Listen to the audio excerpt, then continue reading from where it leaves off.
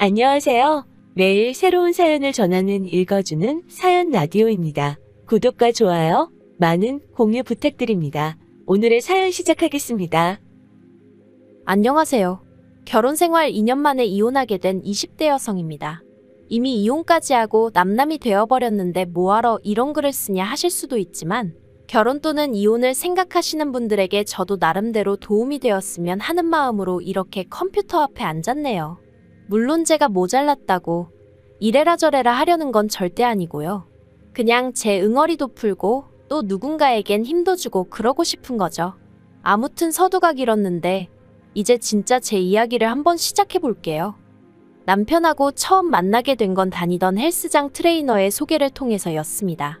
당시 저는 한창 체력을 기르는데 열을 올리고 있었고 그래서 단 하루도 쉬지 않고 운동을 다녔는데 그게 제 담당 트레이너 눈에는 좋게 보였던 건지 아무튼 자기가 아는 형 중에 되게 괜찮은 사람이 있다며 소개를 해주고 싶다는 거예요. 그리고 저는 솔직히 그런 소개 자리가 부담스러웠지만 동시에 이 트레이너를 계속 봐야 한다고 생각하니 거절하기가 쉽지가 않더라고요. 트레이너야 바꾸면 그만 아니냐 하시는 분들도 계시겠지만 트레이너들마다 가르치는 방식도 다르고 그렇다 보니 저랑 맞는 트레이너를 찾는데 1년 가까운 시간을 허비했거든요. 그래서 가능하면 원만한 관계로 오래가고 싶은 마음이었어요. 그래서 그냥 아기를 가지고 해주겠단 소개 자리도 아닌 만큼 알겠다 하고 나가게 되었고 그렇게 만난 게 남편이었죠. 참고로 전 남편이지만 편의상 남편이라고 칭하겠습니다. 남편은 저보다 7살이 많았고 직장을 다니는 평범한 회사원이었어요. 키가 컸고 외모는 잘생기진 않았지만 호감 가는 얼굴이었달까요? 하지만 그런 것보다 저를 사로잡았던 건 남편의 어른스러움이었습니다. 당시 저는 25살이었고 남편은 32살로 지금 생각해보면 남편 나이도 그렇게 많은 게 아니었는데 어째서인지 그때만큼은 남편이 그렇게나 어른스러워 보이더라고요. 주변 또래 남자친구들에 비해 훨씬 생각이 깊은 것 같기도 했고요. 아무튼 돌이켜보면 그땐 제가 너무 어렸고 세상 물정도 모르고 멍청해서 남편을 좋게 봤던 거죠. 실은 아무것도 아니었는데. 그리고 저에 대해서 좀 얘기를 해보자면 저는 그래도 비교적 유복한 환경에서 자랐습니다. 소위 요새 금수저 은수저 하는데 저는 그래도 친정부모님은 동수저는 되지 않냐며 농담을 하시지만 제가 체감하기엔 은수저는 되는 것 같아요. 단지 경제적인 부분뿐만 아니라 정서적인 측면에서도 부모님께 정말 많은 지원을 받았거든요. 특히 대학에 진학하고 2년 만에 제가 하고 싶은 일을 찾았다며 자퇴하겠다 말씀드렸을 때 물론 흔쾌히는 아니었지만 결국 저를 믿어주셨고 이후로는 그 누구보다 든든한 제 편이 되어주셨지요. 그래서 저는 늦게나마 제 적성에 맞는 일을 찾을 수 있었고 친정부모님께선 한번 열심히 해보라며 제 앞으로 가게도 하나 열어주셨어요. 솔직히 굳이 가게를 차리지 않고 취직을 했어도 됐는데 그래도 제 꿈이라고 하고 제가 행복하다 하니 저 좋은 거 하며 살라고 차려주신 거죠. 그리고 저는 친정부모님이 힘들게 버신 돈으로 내주신 가게인 만큼 책임감을 가지고 가게를 이끌어 나갔네요. 그래서 지금은 돈도 회사 다니는 또래 친구들에 비하면 넉넉히 버는 편이고요. 반면에 남자친구는 앞서 말씀드린 대로 평범한 회사원이었고 이제 와서 말이지만 저와 나이 차이는 7살이나 났어도 벌이는 저보다 적었죠. 그러니 친정부모님도 처음에 제가 결혼한다 했을 때 탐탁치 않아 하셨어요. 하지만 그래도 하나뿐인 딸이 좋다 하니 자식 이기는 부모 없다고 결국 허락해 주셨습니다.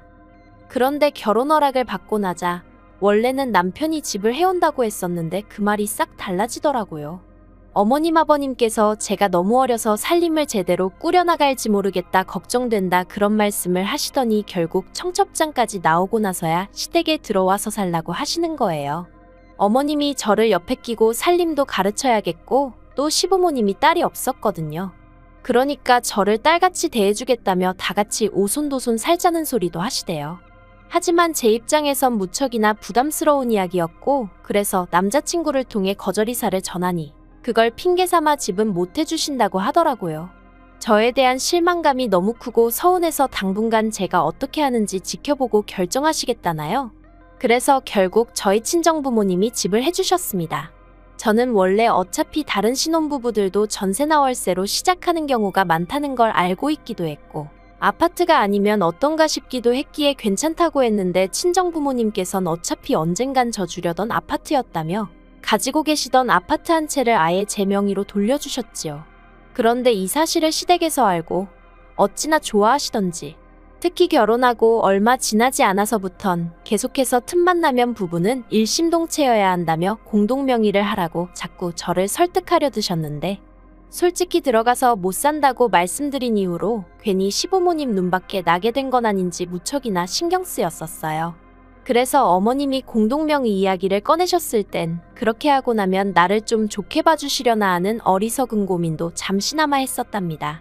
하지만 다행히 제가 이 이야기를 친한언니에게 슬며시 꺼내니 저더러 미쳤냐며 절대로 그렇게 해주면 안 된다고 아주 신신당부를 하더라고요.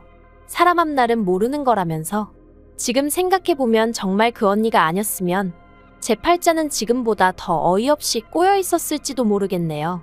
아무튼 그래서 결국 공동명의도 안 했더니 이걸로 또 한 번 소위 점수가 대폭 깎였죠.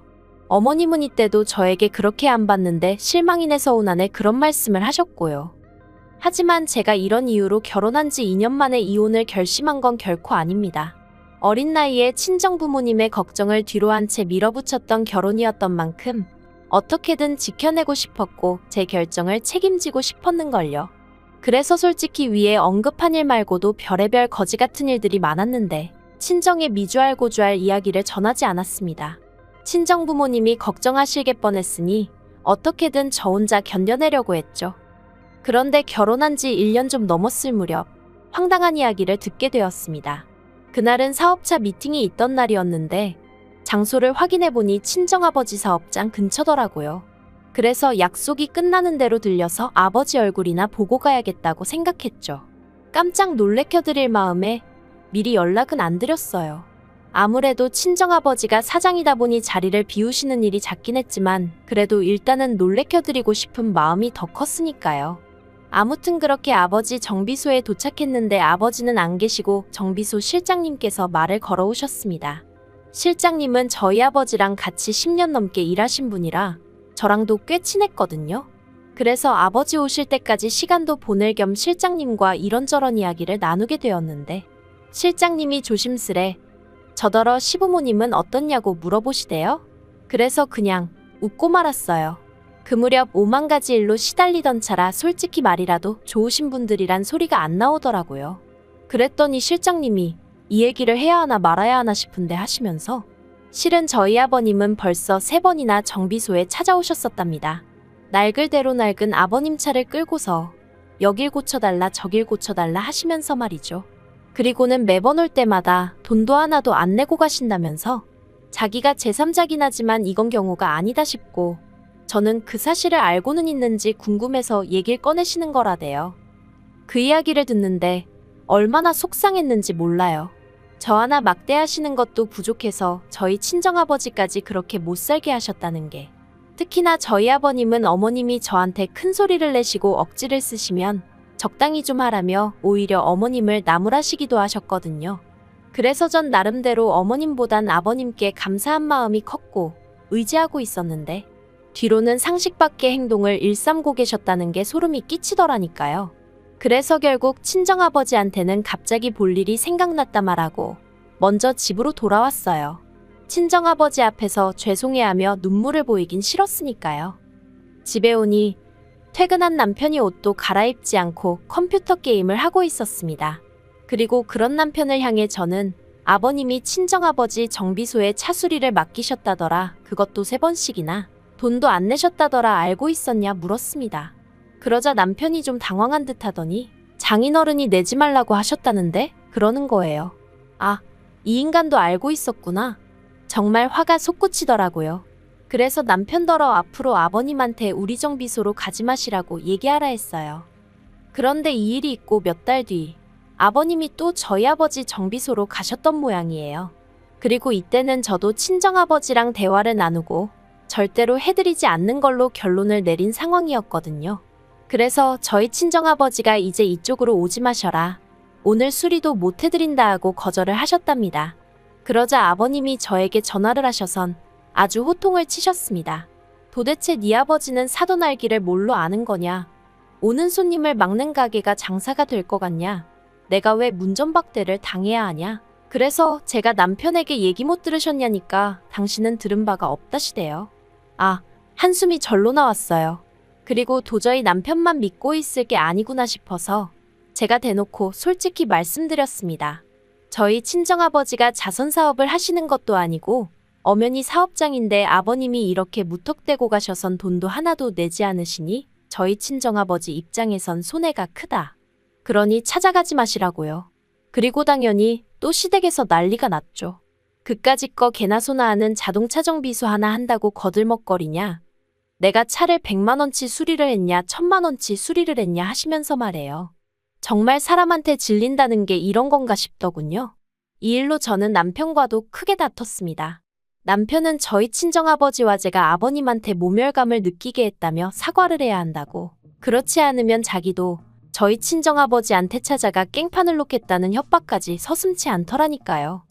그리고 이 무렵부터는 솔직히 차라리 이혼을 해버릴까 하는 생각을 하루에 12번도 더 하기 시작했던 것 같아요. 신혼 초부터 시부모님이 막말로 개차반이라는 건 알고 있었지만 그래도 남편 하나만 보고 어떻게든 버텨왔던 건데 남편마저 시부모님과 별반 다를 거 없는 사람이란 걸 알고 나니까 절망스러웠죠. 하지만 그럼에도 불구하고 선뜻 이혼하자고 내지르지 못했던 건 역시나 친정부모님에게 죄송스러운 마음이 컸기 때문입니다. 아버님으로 인해 그런 곤란을 겪으시면서도 저에게 한마디도 하지 않으셨던 건 어떻게든 제가 잘 살았으면 하는 마음 때문이셨을 텐데 그런 친정부모님께 결국 상처를 드리는 건 아닐지 두려웠거든요. 혹시 다른 부부들도 이 정도 문제는 겪으며 사는데 내가 인내심이 부족한 건 아닐까 그런 생각도 들고 20대의 어린 나이에 이혼녀라는 딱지를 달면 사람들이 날 어떻게 볼까 하는 걱정도 당연히 있었죠. 그런데 이런 제 고민을 고맙게도 남편이 단칼에 정리를 해주더군요. 결혼 전 친정부모님 결혼기념일을 축하드리기 위해 제가 큰맘 먹고 미국 여행을 보내드린 적이 있어요. 하지만 말이 보내드린 거지. 솔직히 제가 해드린 건 항공료가 전부였고 이후에 들어간 경비는 전부 친정아버지가 부담하셨습니다. 그래도 어디 가시면 꼭 우리 딸이 보내줘서 다녀왔다고 말씀해 주시죠. 그리고 지난 봄이었어요. 대청소를 하며 제가 친정에서 가져온 물건들을 정리하던 중 친정부모님이 미국 여행 당시 저를 생각하며 써주신 엽서를 발견했습니다. 그리고 그 엽서 내용을 찬찬히 읽다 보니 저도 모르게 눈물이 왈칵 쏟아지대요. 모르겠어요. 그냥 갑자기 친정부모님 얼굴이 스치면서 감정이 복받쳤던 건지. 아무튼 그러고 있는데 남편이 저더러 청소하다 말고 뭐 하냐며 전 남자친구 편지라도 되냐 하더니 제 손에서 친정부모님이 써주신 엽서를 낚아채 갔습니다. 제가 돌려달라는데 남편이 키가 크다 보니 제가 어떻게 뺏을 수도 없었죠. 그리고 말이 나와서 말이지만 이런 게 너무 싫었어요. 결혼 전엔 그 큰 키가 매력이라고 생각했는데 결혼 후에는 저를 약 올릴 때나 그 키를 써먹었으니 한심하기 짝이 없었죠. 아무튼 이내 남편이 엽서를 제 얼굴에 거의 던지더니 저더러 장인 장모님만 미국 여행 시켜드렸냐는 거예요. 그래서 결혼 전에 보내드린 거라니까 그래도 그때 자기랑 사귀던 때 아니냐면서 그럼 자기랑 상의를 했어야 하는 거 아니냐입니다. 어이가 없어서 내가 번 돈으로 보내드린 여행인데 그거를 오빠랑 상의를 했어야 하냐고 따졌어요. 그랬더니 자기가 생각해도 말이 안 됐던 건지 더는 한마디도 안 하고 혼자 씩씩거리고만 있더라고요. 그러더니 이내 한다는 말이 자기 부모님도 이참에 유럽 여행 한번 보내드려야겠답니다. 그래서 제가 그러라고 했어요. 오빠 돈으로 보내드리라고요. 그랬더니 그런 게 어디 있냐면서 장인 장모님 미국 여행도 제가 보내드렸으니까 시부모님 유럽 여행도 제 돈으로 한번 보내드리라는 거예요. 그리고는 보란듯이 제 앞에서 시부모님한테 전화를 걸더니 대뜸 제가 시부모님 유럽 여행 보내드린다고 헛소리를 하는데 어이가 없어서 그래서 제가 안 보내드릴 거라고 악을 썼습니다. 진짜 이날 둘이 서로 때리지만 않았지. 온갖 악담을 퍼부으며 싸워댔죠. 그리고 이튿날 어머님이 저희 집에 오셔서는 저더러 제가 어려서 뭘 모르는 것 같은데 효도를 할 거면 당신이 한 살이라도 젊을 때 해야 한답니다. 나중에 다 늙은 시부모 보면서 옛날에 잘 좀 해드릴 거라고 후회해봤자 소용없다면서요. 그래서 그 이야기를 왜 저한테 하시냐? 남편한테 하시라 했어요. 그리고는 갑자기 모든 게 짜증이 나면서 더는 어머님하고 마주 앉아 있기가 어렵더라고요. 저도 처음 겪는 일이었는데 갑자기 막 헛구역질이 나는 게 당장이라도 토할 것 같더라니까요. 그래서 제가 어머님 떨어 나가달라 말씀드리곤 저도 제 가방하고 차키만 챙겨서 바로 친정으로 향했습니다. 친정 현관문을 열고 들어서니 친정어머니가 좀 놀라신 눈치였어요. 하지만 이내 어이구 우리 딸 무슨 일이야 엄마 보고 싶어서 왔어? 하시는데 정말 눈물이 뚝뚝 떨어지대요. 그리곤 이내 친정어머니한테 더는 이렇게 못 살겠다며 그간 있었던 일을 두서없이 털어놓았습니다. 한마디로 얻어맞지만 않지. 정말 스트레스가 이만저만이 아니라고 이러다 죽을 것 같다고요. 친정어머니는 제 이야기에 크게 충격을 받으신 듯했고 바로 친정아버지께 연락을 하셨습니다. 그리고 전 살면서 저희 아버지가 그렇게 화가 나신 건 처음 봤어요. 친정아버지께서 저희 시부모님이고 남편이고 다 가만 안 두겠다며 절 데리고 시댁으로 쫓아가셨거든요. 그리고는 시댁에 도착해선 아버님 면전에다 대고 나이 처먹고 내 딸이 니들 돈줄이냐? 왜 남의 딸 집을 탐내냐? 여행은 니들 능력으로 다녀라. 솔직히 절대로 어디 가서 야, 너 하시는 분이 아니신데 정말 쌍욕을 하시면서 아주 가만 안 둔다고 화를 내셨죠. 그리고 그런 저희 아버지 기세에 아버님도 크게 놀라셨는지 오히려 사돈 어쩌고 하시며 사정을 하셨는데 저희 아버지께서 사돈 같은 소리 한다고 당장에 이혼시킬 거니 그런 줄 알라고 또 욕을 하시고요. 정말 그런 모습은 처음이었어요. 그리고 얼마 안가 나타난 저희 남편한테도 야이 개야소야 하시면서 이따위로 하려고 어린 내 딸 꼬드겼냐 하시며 곱게 이혼해주라고 엄포를 놓으셨죠. 하지만 이혼까지 이르는 과정은 결코 쉽지 않았습니다. 당장 남편이나 시부모님 입장에선 솔직히 어디 가서 저 같은 조건의 며느리를 보나 싶었던 모양이에요. 저에게 자기들이 잘못했다 생각이 짧았다 문자를 해오고 남편은 특히나 가게 앞에 찾아와 죽치고 있기도 했는데 이땐 솔직히 좀 무서워서 어르고 달래서 집에 보낸 적도 있네요. 하지만 나중엔 결국 저희 친정아버지가 골프채 들고 남편 회사로 쫓아가셨거든요. 그랬더니 그제서야 이혼 서류에 도장 찍어주고 뭐 그렇게 이혼하게 됐습니다. 그런데 그 와중에 시부모님이 위자료 어쩌고 얘기하셔서 제가 이런 식으로 나오시면 오히려 제가 소송 걸겠다고 솔직히 뭘로 소송을 걸어야 하는지 잘 몰랐는데 저도 열받아서 아무 말이나 한 거죠. 아무튼 저도 막 나갔더니 좀 잠잠해지대요. 솔직히 지금도 생각하면 분하고 어이없고 사람이 뭐에 홀리면 앞뒤재 보고 그런 것도 없다더니 아무튼 이혼녀 딱지를 달게 된 게 분하고 저도 여자로서 나름대로 결혼에 대한 환상이 있었는데 그것도 산산조각이 나서 억울하고 그래도 자꾸 과거에 얽매여 있지는 않으려고요. 아, 그리고 혹시 친정부모님이 이혼한 절 부끄러워하시진 않을까 걱정이 많았는데 오히려 친정부모님께선 쉽지 않았을 텐데 용기를 내 결단을 내린 제가 자랑스럽다고 해주셨어요. 그리고 그게 저에겐 무척이나 큰 힘이 되었답니다. 이런 부모님이 곁에 계셔주시는 한 앞으로 제가 못할 건 정말 아무것도 없을 것 같아요. 긴 이야기 들어주셔서 감사합니다. 오늘의 사연은 여기까지입니다. 구독과 좋아요, 알람 설정해주시면 앞으로 더 좋은 사연으로 찾아오겠습니다. 감사합니다. 감사합니다. 감사합니다. 안녕하세요. 매일 새로운 사연을 전하는 읽어주는 사연 라디오입니다. 구독과 좋아요, 많은 공유 부탁드립니다. 오늘의 사연 시작하겠습니다. 안녕하세요. 3년 연애 끝에 얼마 전 결혼을 했는데 결국 이혼을 결심한 30대 여성입니다. 저도 남들처럼 사랑하는 사람과 가정을 꾸리고 저랑 남편 반반씩 닮은 아이를 낳고 그렇게 평범한 가정을 꾸리고 싶었는데 인생이 참으로 쉽지가 않네요. 남들이 미리부터 시댁 식구들 만나봤자 좋을 거 없다고 해서 남편한테 프로포즈를 받고 나서야 시댁 식구를 만나기 시작했거든요. 그런데 생각해보면 그게 오히려 문제였나 싶기도 해요.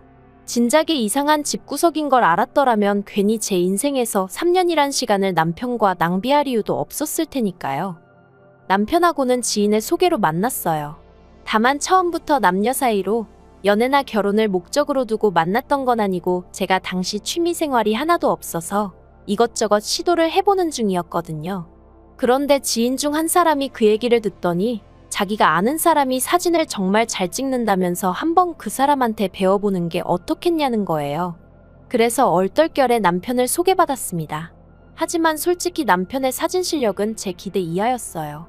못 찍는 건 아니었지만 우와 대단하다 소리가 나올 정도는 아니었거든요.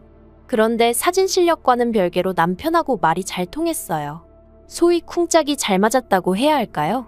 그래서 사진을 핑계로 남편이 저에게 먼저 데이트 신청을 했고 저는 못 이기는 척 그런 남편과 약속을 잡았죠.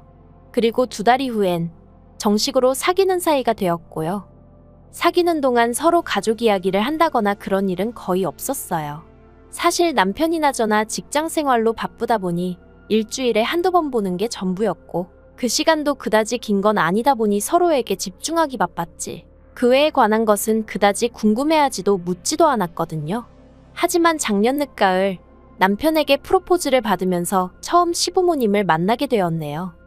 시부모님에 대한 첫인상은 솔직히 그다지 좋을 것도 나쁠 것도 없었습니다. 일단 제 스스로가 워낙에 긴장을 많이 했던 탓에 제가 어떻게 보일지 대답은 잘하고 있는 건지 그쪽으로만 신경이 쓰였거든요. 다만 어머님 아버님 두 분 사이가 그다지 좋은 것 같지는 않대요. 그리고 역시나 제 예상대로 집에 돌아오는 길에 남편이 말하길 실은 아버님이 젊은 시절 어머님 속을 많이 썩이셨답니다. 사업도 3번이나 망하셨고 그 와중에 바람까지 펴서 어머님이 마음고생을 많이 하셨다는 거예요. 이미 다 지난 과거라며 별일 아니라는 듯 이야기를 하는 남편에게 차마 놀랐다는 반응을 보일 수가 없어 짐짓 저도 그렇구나 하고 아무렇지 않은 척은 했지만 솔직히 당황스러웠던 게 사실이에요. 아들은 결국 아버지를 닮게 돼 있다는 말도 생각나고 하지만 그때는 그래도 제 눈에 콩깍지가 씌어있기도 했고 그간 지켜본 남편은 절대 그럴 사람은 아니라는 믿음이 있었거든요. 그래서 당황스러웠던 마음도 잠시 이내 별일 없었던 듯 결혼 준비를 이어나갔죠. 상견례는 제가 시댁에 인사를 드리고 온 뒤 1달 반 만에 이루어졌습니다.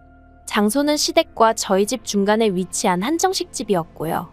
원래는 호텔 중식당에서 하려고 했는데 시부모님께서 장소가 저희 집에서 더 가깝다는 이유로 기분 나쁜 티를 내셔서 그냥 중간에 위치한 그저 그런 한정식집에서 할 수밖에 없었네요.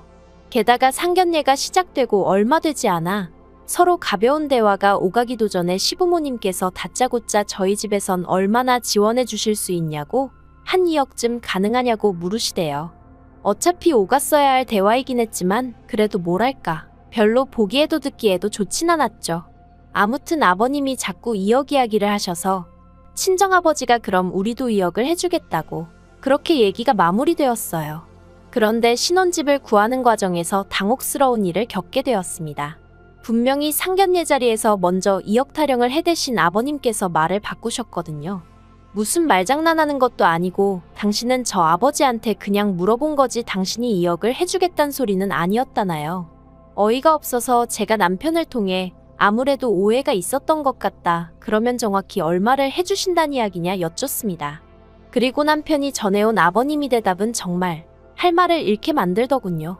저희가 당신한테 돈 맡겨뒀냐고 얼마를 해주건 감사합니다 하고 받으면 되는 거지 벌써부터 자식들이 부모 재산을 가지고 묻고 따지고 하느냐고 괘씸하다 하셨다는 거예요. 그래서 친정에다 이 이야기를 그대로 전하니 친정 부모님이 뭐 그런 집구석이 있느냐고 결혼이고 뭐고 없던 걸로 하라셨습니다.